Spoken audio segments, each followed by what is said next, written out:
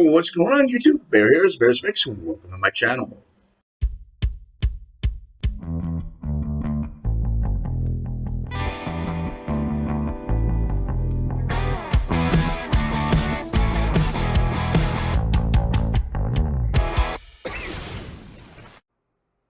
A well-regulated militia being necessary to the security of a free state, the right of the people to keep and bear arms shall not be infringed. What's going on, YouTube? I am back. Uh, Wanted to fill you guys in here. Well, as you know from my previous videos, I was going to work for K&B Transportation out of Nebraska. That is not the case. I actually just got back early this morning. They flew me 3,000 miles, only to turn around and fly me 3,000 miles back home, uh, trying to make it seem like giving me a ticket home was them being nice, which it's not. They're required by FMCSA regulations to return a driver to their point of origin. So in other words, wherever they fly you in from, they are required to fly you back at their cost. They try to make it seem like they were doing me a favor until I pointed out to them that, it's stop making it look like it's a favor. You guys are required by law to get me back to where you got me from, so that's that. So what happened? Well, let's before we get into what happened. There were 10 of us in orientation. When I walked out of orientation, there were 3 left. Uh, they are serious control freaks.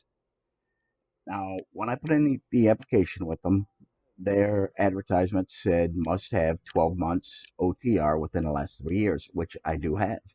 In fact, I've got 11, 12 years of OTR. I have over 2 million miles under me driving OTR. Uh, Went down there, went through all their hoops, got a fresh DOT physical, which I just did 2 months ago. Had to get a new one. They didn't care that I had one that was fresh. They said, doesn't matter. If I got my DOT physical done the day before orientation, I had to go get their DOT physical, which is fine. That's fine. I mean, I did it, no problem. I passed it. Uh, some of the other stuff they get going on down there is, well, let's get back to why they let me go. Uh, I had already had my tractor assignment, had my fuel card, had my first load dispatch in my hands. It was a load from right down the street from them there in Sioux City, South Sioux City, Nebraska, going to Colorado with a load of beef. So I already had my truck assignment, had my dispatch, everything. We're just wrapping up the orientation. They were handing out the equipment, handing us our tablets, teaching us how to use, getting ready. That was the only thing we had left to do was them teach us how to use their tablets the way they want them done. And then all of a sudden, I get called in. There were only 4 of us left for orientation. The safety manager comes in, does his spew. Then a couple minutes later, he calls me into the back. He says, "You know something? It was just brought to my attention that you came here from Alaska." I'm like, "Yeah." He goes, "So you don't have any over-the-road experience?" I says, "No, I've been driving tractor trailers since 2000. Uh, I have several years of over-the-road experience. Just the last 2 years has been doing local, and I'm ready to get back on the road. I just need a little break for a little while." He's like, "Well, we require 12 months recent 12 months over the road uh, experience." I said, "Well, I've got that." He goes, "But you were in Alaska." I said, "Yeah. I might have been driving local in Alaska for the last 2 years, but for over a decade before that, I've been driving over the road the entire 48. I've driven down into Mexico, and I've driven loads up here to Alaska from the lower 48. I've driven loads into Canada from lower 48. So I've got cross-border operations. I've got experience with reefer, dry van, port, flatbed, pneumatic tanker, hot shot, roll off. I've got experience in lots of different equipment in lots of different areas of the country. I've got hazmat endorsement. I've got doubles. I've got triples. I've got TWIC.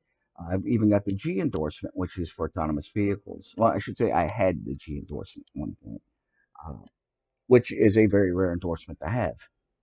He's like, "Yeah, but it's not recent experience." I said, "Well, what do you mean by recent? How do you define recent?" He goes, We need 12 months recent experience. It's my rule. I can't bend the rule for you and not break it for anybody else. I said, what are you talking about? What do you consider recent experience? All you say is you just need 12 months recent experience. What for you is recent? Most companies refer to recent as in the last 3 years, some the last 5 years. I said, and your ad that I answered said 12 months in the last 3 years. I asked the dispatch, or not the dispatcher, the recruiter specifically about that. And he says, it won't be a problem. Now you're telling me it's a problem? I find it kind of funny. And because that right there, that was the reason they cut me loose, because I don't have recent, 12 months of recent when they cannot define recent. And for most companies, recent, like I said, is within the last 3 years. I said, it's not like I haven't been driving a truck. I haven't been sitting in my car. I haven't been home sitting on my ass for the last 2 years. I've been driving a Class 8 vehicle. I've been driving a full size truck and trailer.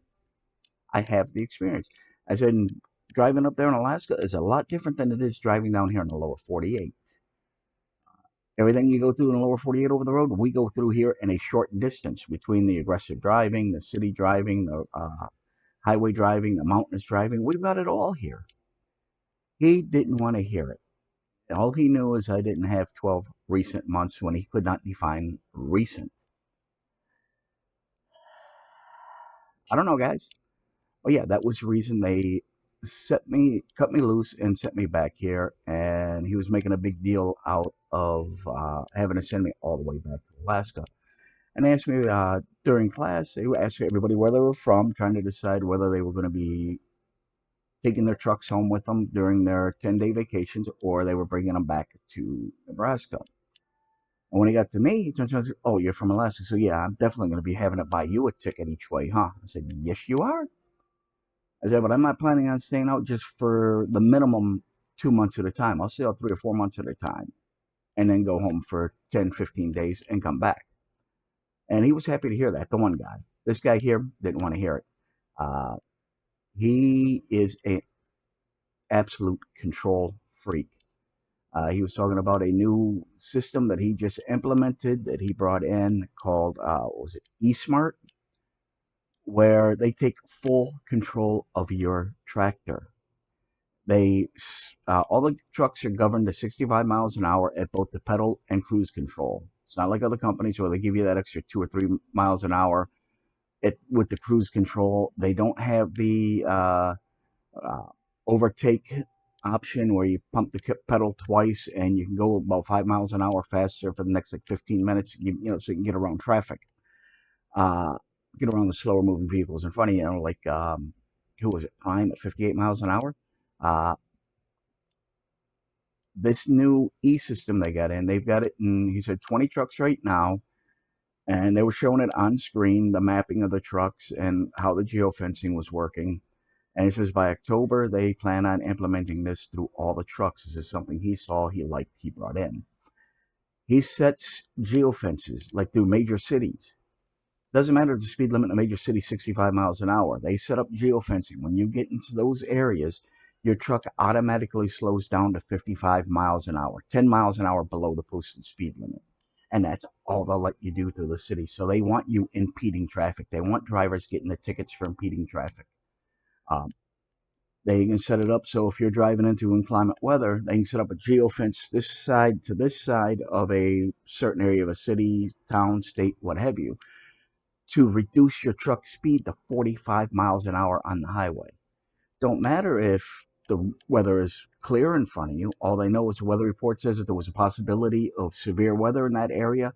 So from this hour to this hour, you can only drive 45 miles an hour in those zones. If you're coming up to a school zone, it automatically reduces your speed to 20 miles an hour.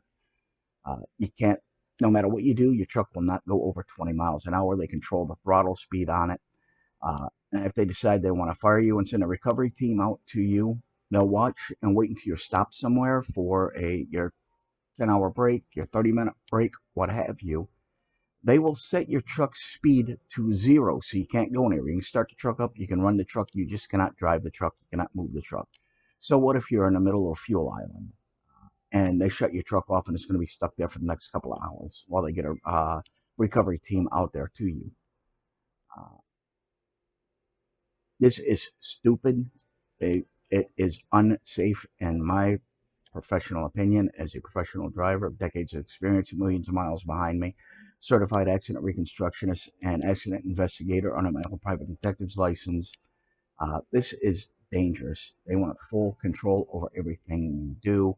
Granted, they don't have cameras in your truck other than the CMS system that's uh, Freightliner provides, which does lane departure, lane avoidance, collision mitigation, or it'll automatically slow you down if it thinks you're too close to the vehicle in front of you, or if somebody cuts in front of you.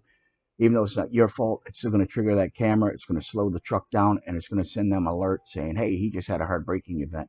When it wasn't because of him, it was because a car cut in front of him. That little space we keep between us and the vehicle in front of us, for safety, to give us room to slow down and stop in the event of an emergency. And you got these impatient drivers that see that open spot. Oh, why is he so far behind that car? That's a safe place for me. And they will cut in and cut you off. Uh, yeah, it's ignorant drivers, but it always gets blamed on the trucker. It's just absolutely ridiculous the amount of controls they want to put on you. Yeah, you stay out 8 weeks, then they bring you back, either send you home or they bring you back to the yard in Nebraska and fly you home for 10 days and then fly you back to continue working. No slip seating, so if you're home for the 10 days, nobody else is getting in your truck until about the 12th day. Then they'll reassign the truck to somebody and take it as you quit. But during that 10 days, they're supposed to bring the truck in for the preventative maintenance, do any repairs or anything needs to be done. It gives them the time to work on the truck, which is okay. I like that idea. Uh, their um, guarantee of $1,750 a week minimum pay or 2,500 miles. If you're on what they call the Road Warrior program, where you're making 70 cents a mile, you stay out for 2 weeks at a time, then you get 10 days home time. If you're flying home, then you get 12 days home time. They give you a day on each side for travel, so you're well rested when you come back. Um, they and one person says they pay you for that time off. It's bonus money. Uh, Another person says it's unpaid time, so they're a little confused on how they're handling that, whether they're actually getting paid for your home time or not. Uh, They say to get these $1,750 a week minimum guarantee, you have to be available for dispatch 7 days a week. You cannot have any late deliveries that they can attribute to you. So, say you oversleep 30 minutes one day and you're 5 minutes late getting to your delivery. Well, now you don't get, for that whole week, you don't get uh, your guaranteed bonus. So, they guarantee you this money and then they look for ways not to give it to you. When it comes to dispatch, it is forced dispatch. You cannot refuse any load unless it's going to New York City. They will try and force you into taking it anyways. They'll give you a $150 incentive to go into New York City with the load. I won't do it. I won't take the $150. I wouldn't go into New York City. Another area they go into quite frequently is Chicago, which is forced dispatch. A lot of people don't like dealing with Chicago. They have tablets for dispatch with GPS routing. You have to follow their routing exact to the letter. What's on their GPS tablet is the routing they give you.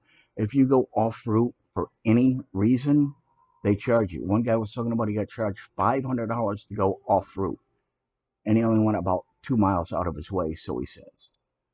Uh, so it's stupid. It's ridiculous. They just want full control over you. They promise you everything and then do everything they can to avoid fulfilling those promises. Uh, what are some of the other crap they did? I mean, there was so much that had me shaking my head during orientation. And one guy got up and left during orientation after half this stuff, especially when that eSmart presentation came out about them being able to control the speed of your tractor. They have it set for whatever the road speed limit is, and throughout the country, rural areas, urban areas, what have you.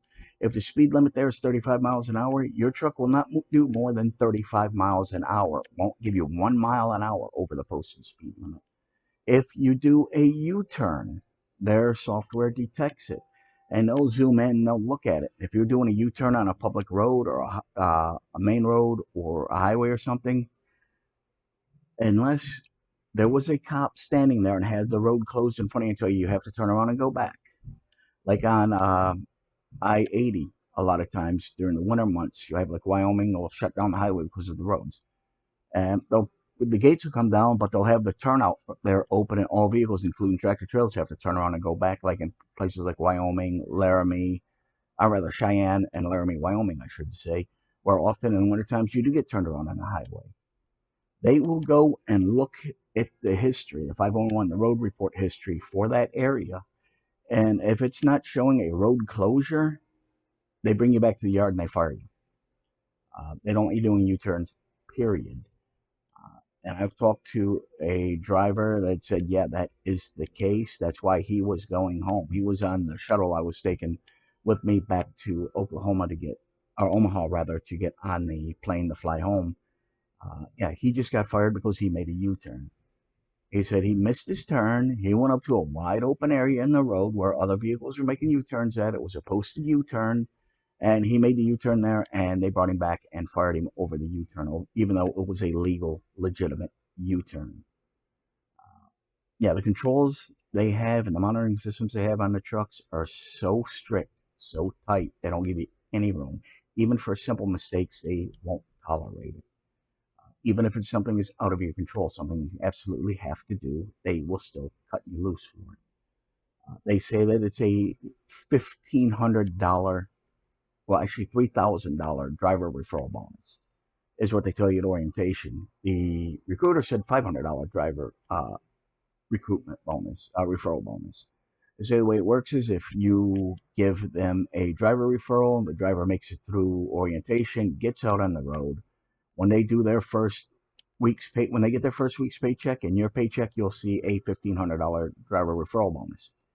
Then after 2 months, if they are still there, now they do their 2 months out on the road, to go home for 10 days and come back.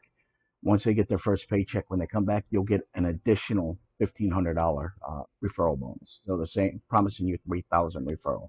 I don't see it. I don't know any company that pays that much. The most I've ever gotten was $500. Uh, Western Flyer Express. In fact, that's one of the reasons I left. 11,000 of the 25,000 and change they owe me was for unpaid driver referrals. I recruited over 20 drivers for them at $500 a piece. They came up with excuses not to pay me, primarily saying, oh, they came in through an outside recruiter when I know damn good well they did not. I called the recruiter into the payroll office. When he walked in, first words out of his mouth is, hey, Barry, you got some recruits for me? And before he even said anything to him, he says, yeah, this guy's our best friggin' recruiter. He turned around and said, really? He goes, yeah. I said, here's a list of the drivers that I brought in that I recruited that I gave you. I was in direct communication with this specific company in-house recruiter. I said, here's a list of names. Did you recruit these guys? He pulled out his tablets, went through. He goes, yeah, you recruited every single one of them. I said, did they go through you or did they go through an outside recruiter? He goes, no, I got a hold of them when you gave me the information and I handled the recruitment on them. Why? I says, well, they're telling me they came through an outside recruiter. He said, no, we brought them in directly through the company. And they turned around and said, well, it's shown in the system that they came in through an outside recruiter, so we're not paying the referral bonus.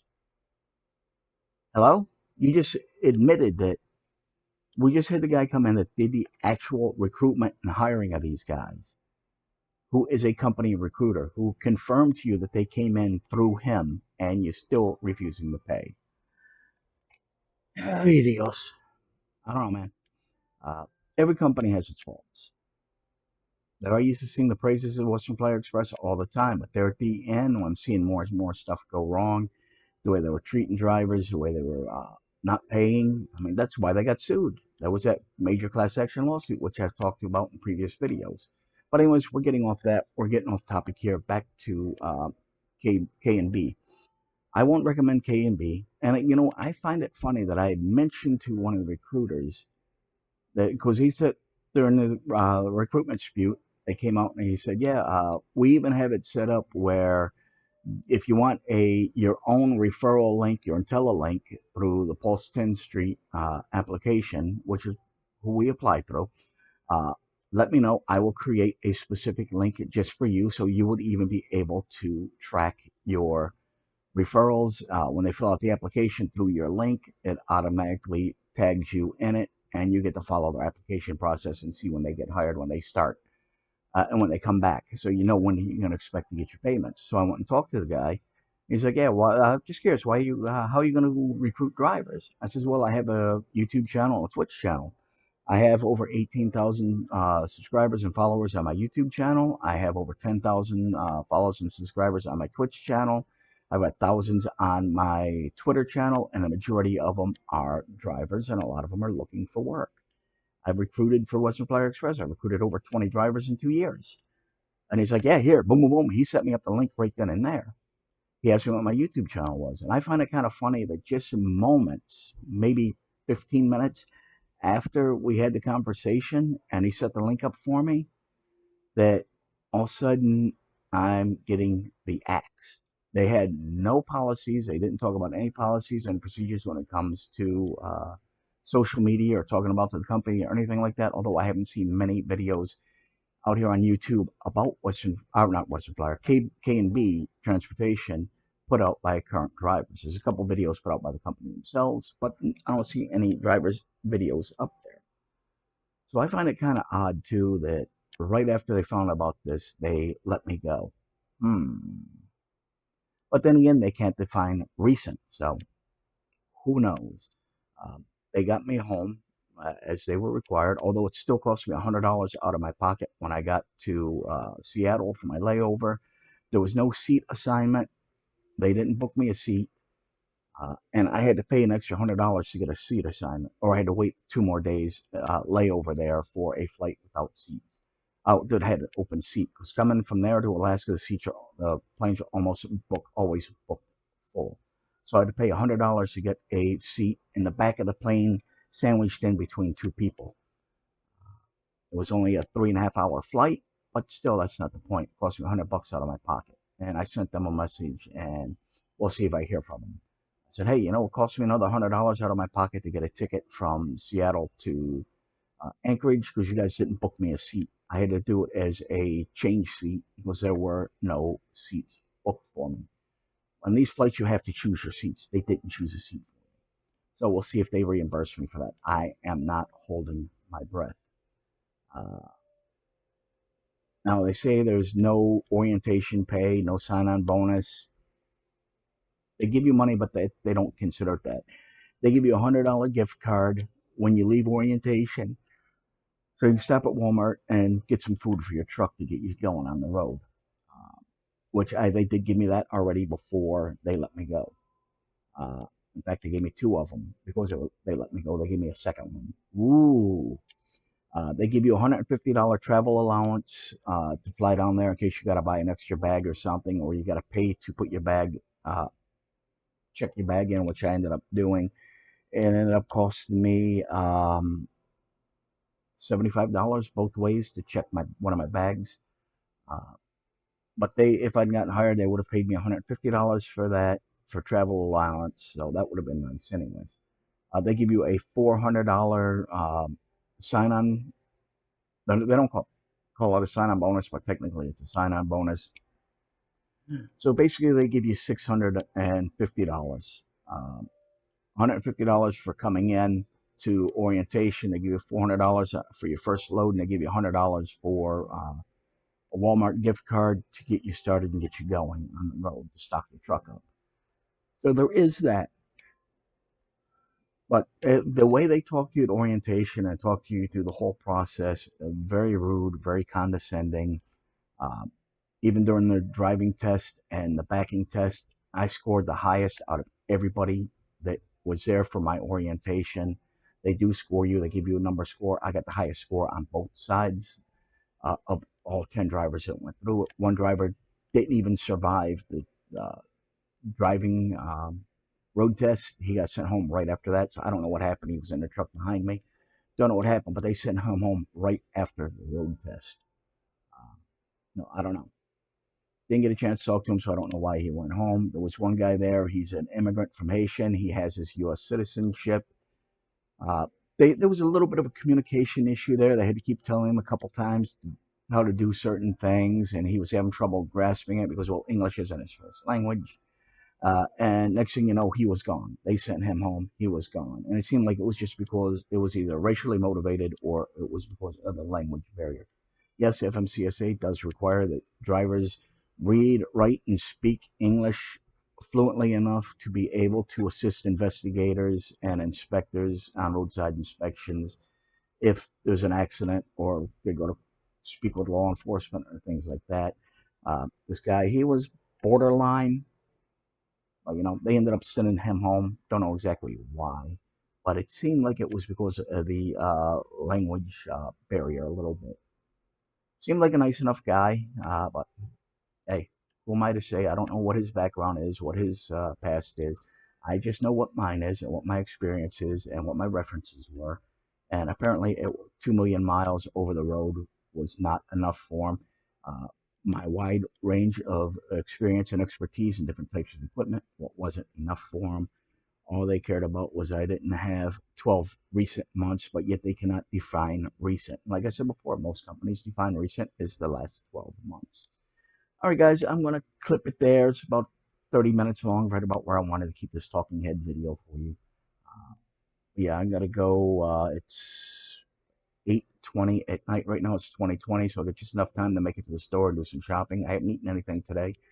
I just woke up a little while ago. I got home at about 8 o'clock this morning, so I've been sleeping for good 10, 11 hours. Kind of tired and exhausted from the travel and all the BS I just went through. So let me go get some shopping done. And in the morning, I'm going to be back online looking for work still. Hopefully, I can find something here before too long. All right, guys, that's it for now. As always, keep it between the ditches, keep the shiny side up, the river side down. I'll see you out there on the highway, and go Army, be Navy. Ladies and gentlemen, our national anthem.